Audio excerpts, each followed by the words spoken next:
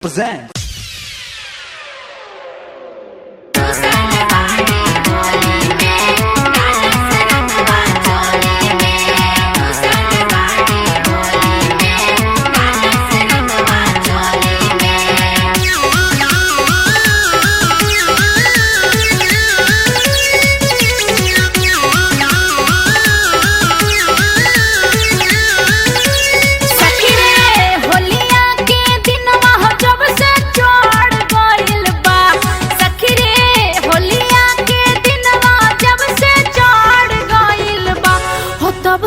ससुर जी के बेटावा बिगाड़ गइल बा।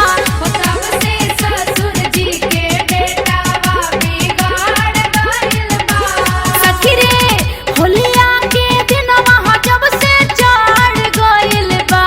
सखी रे होलिया के दिनवा जब से चढ़ गइल बा।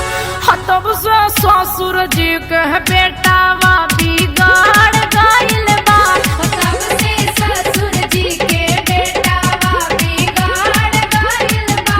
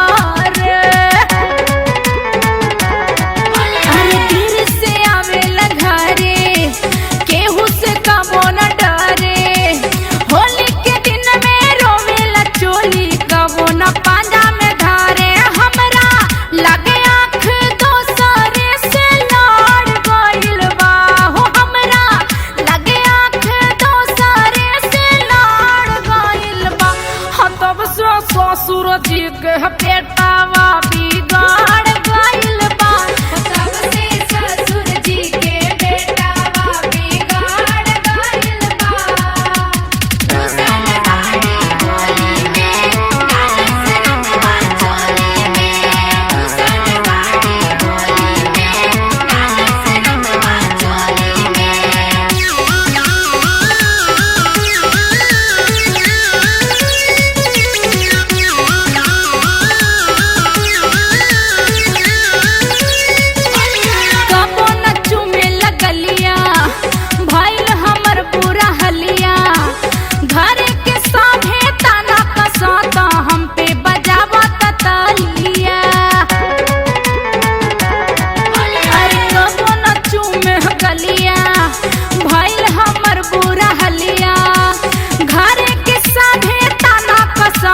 हम पे बजावा तलिया है सोच सोच टेंशन सौख बढ़ गइल बा।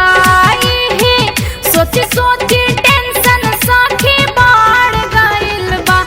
तब से ससुर जी के बेटावा बिगाड़ गइल बा। तब से ससुर जी के बेटावा बिगाड़ गइल बा।